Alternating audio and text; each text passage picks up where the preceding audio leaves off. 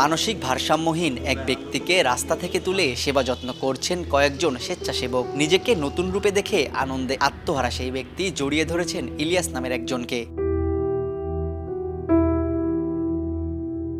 এমন একটি দুটি নয়, অসংখ্য জনকে উদ্ধার করে বাড়ি পৌঁছে দিয়েছেন তিনি। তবে সেসব আজ শুধুই স্মৃতি। ইলিয়াস নিজেই এখন মরণব্যাধি ক্যান্সারে আক্রান্ত।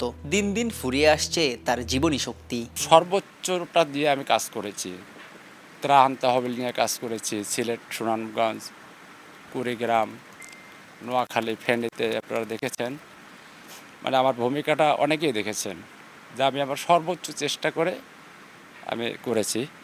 তবে আমি যদি আপনাদের সকলের দোয়ায় আবার সুস্থ হয়ে আসি, আমি চাই আমার অনেক কাজ এখনও আপনাদের দেওয়া বাকি আছে, দেশের জনগণকে দেওয়া বাকি আছে।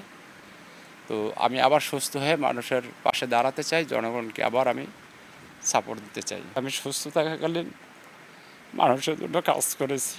আমি সেই হিসাবে আশাবাদী যে মানুষ আমার পাশে থাকবে, আমাকে দোয়া করবে এবং যার যে সামর্থ্য অনুযায়ী আমাকে সাপোর্ট দেবে। যেহেতু এই চিকিৎসার প্রায় আনুমানিক ধরা হয়েছে 12 থেকে 13 লাখ টাকা